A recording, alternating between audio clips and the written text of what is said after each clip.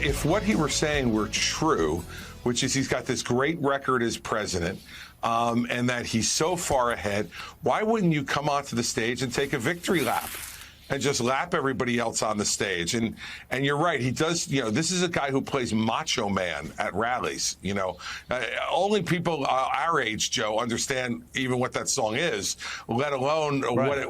what he thinks it means to him, right? So, all I could say is this, if he believes he should be the nominee, if he believes that he's got such a great record, if he believes he's the best person to go against Joe Biden, then show up on Wednesday night. And stop being such a coward. Oh, boy. So, as my friend Kurt Schlichter would say, that's political Lizzo, who is taking issue with a former president, saying that he's not going to any of the debates, not just this debate. He said any of the debates. Welcome back to the program. Top of the second hour. Dana Loesch here with you. I think that might change at some point, but he said he's not doing any of the debates. I don't know if that just means I guess that means the primaries. I don't know, but that's what he had said in his statement that he released over the weekend. And so Chris Christie's out there. Chris Christie's he's not going to the debate. You know why? Because he won't sign a loyalty pledge. Now, I think for the Republican Party, who is hosting this debate, it's not like it's a network that's hosting it. It's put on by the GOP. Like sometimes you'll have debates, and I remember in 2016, I think some of the debates were not, they might be broadcast on different networks, but they weren't necessarily all just run by RNC. This one is, and so I understand why they're saying if you're going to participate in our debate, you have to sign a loyalty pledge. It's the RNC, it's their debate. And they partnered with Fox to do it, but it's they're running the whole thing. So yeah, you got to sign the pledge if you're going to participate in their debate. I get it. Chris Christie hasn't signed the pledge, though, so he's not going. So, who is he the coward? Because I'm saying this because he's qualified, and he hasn't. I only have been in a room with him when this was back in, Tea Party days, and I was basically with a group of Tea Partiers who was like, what's he doing here? Remember, he was like heralded as the next big conservative thing. And then, this is what the right tends to do. And then they looked at his voting record and were like, or looked at his record and some of the stuff he said. And people thought, he's a little bit more moderate than we thought. But he seems like you'd get along with him. But him and Trump can't stand each other because they're very similar in attitude. I mean, he's from Jersey. Trump's New York. It makes sense, right? So I don't know that I would dislike him as a person. I don't dislike Trump at all as a person. I mean, I've gotten along with him for years, wonderfully. I don't like the people he's got around him at all. Not all of them, but most of them. But because I know them, that's why, and I know their track record. But with Christie, I just think that he's kind of opening himself up for the same question to him by not signing this pledge and participating. So the debate, this is what's going to happen. You're going to have all these cats up there, and they're all going to try to go for DeSantis. And then Pence is going to have his hand slapped the first time that DeSantis fires back, and then he's going to go hide in his hole. That's because that's Mike Pence. Mike Pence is and he is not, as a person, he seems very amiable. As a politician, he seems very milquetoast. And I think that this is not a time for milquetoast politicians. It really isn't. It's a time for politicians who can produce the deliverables, who can get it done. To that point, I wanted to play this because I read that Fox was going to have video cuts of Trump and have the candidates respond to it. And I'm just wondering how that will work because I saw this circulating, and this is a flashback. This is from some years ago. It is DeSantis who is asked about Trump. And this was like right, I guess, he was in the House. And listen to this because it sounds like he hasn't really changed on anything. Listen to this.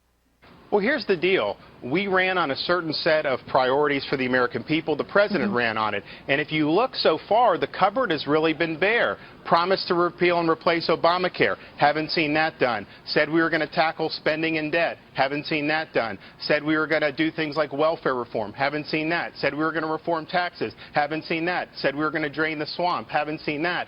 So we have all these promises that are unfulfilled, that I think moving on to something that's controversial that a lot of Republicans didn't run on, I think that would be a mistake. I think we got to do what the American people sent us here to do, and that's got to be the first order of business. So that was back in 2017. Oof. Now, see, that is going to be kind of hard, I think, for 45 because he would be pummeled by everybody.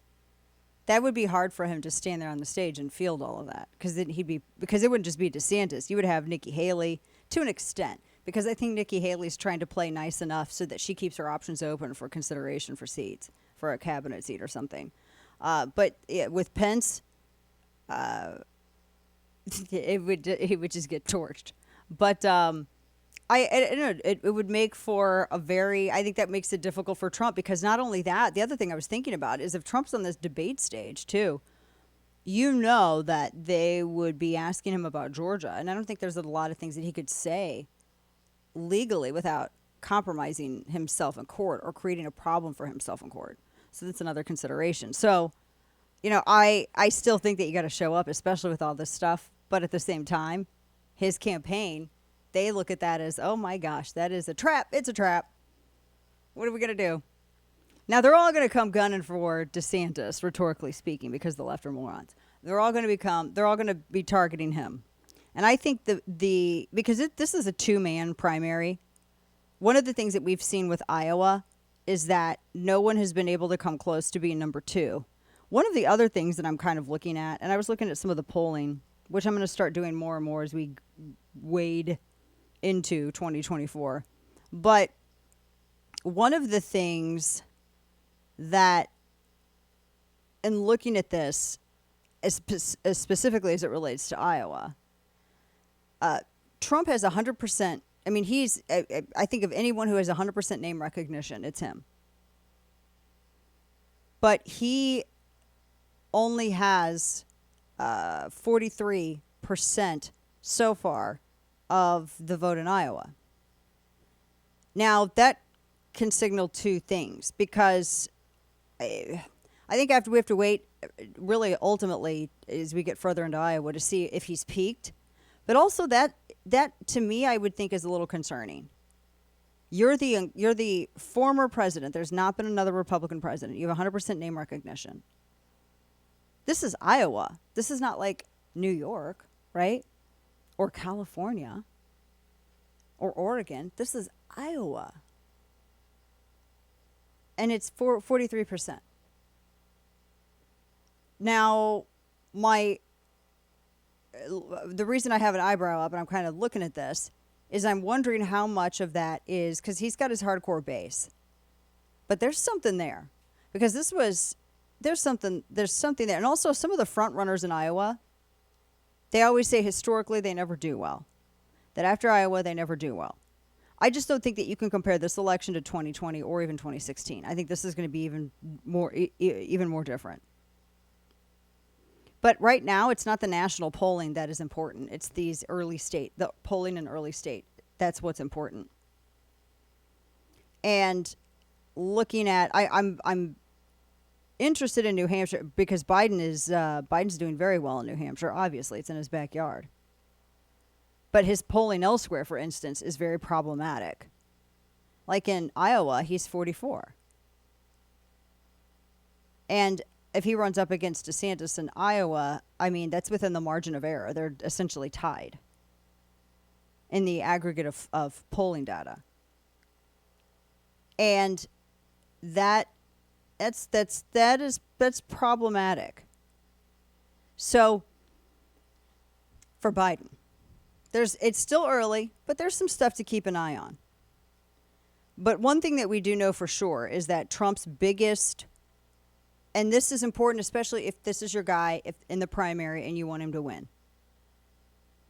He is on the struggle bus with independent and moderate voters, some who sometimes they'll vote Democrat, sometimes they'll vote Republican. Independents can be super conservative, but just not affiliated. I am one of them. He struggles with the people who ultimately decide an election more than any other candidate.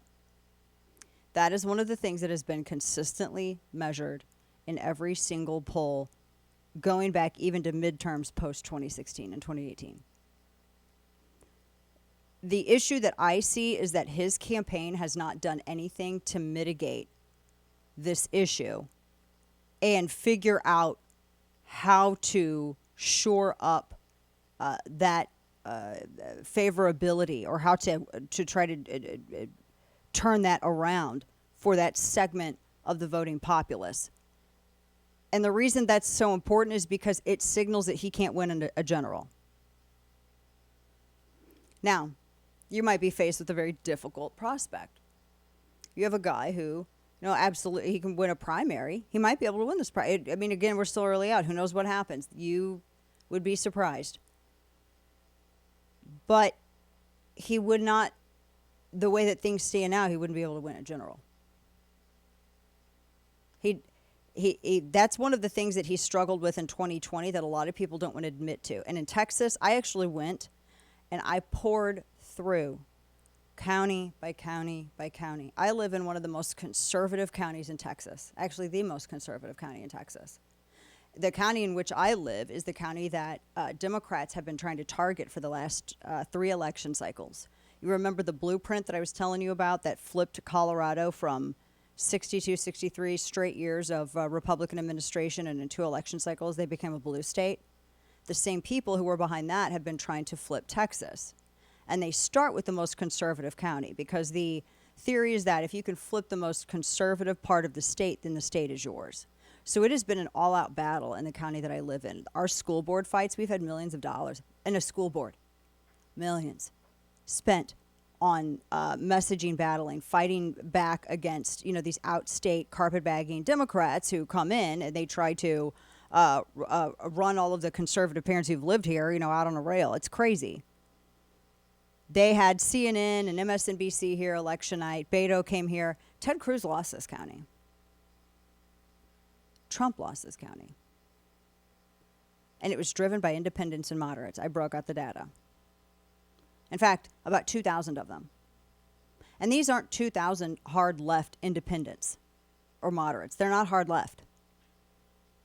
They are just not into some of them. It's hard for him. It's hard for his campaign to win these people. And that's just this county. And there are other counties, not just here, but in other states where this was like that. In Georgia, they felt they hit the same thing in some of the most conservative counties, especially special election. His campaign hasn't done anything to remedy this. And that is what is scary. Because it means either they don't see it, they don't acknowledge it, they don't want to, or they don't take it seriously. And that hurt him in 2020. So you got to consider that as well. I don't know if that's going to come up in the debates. I don't know how it would, but if Trump's there, it will.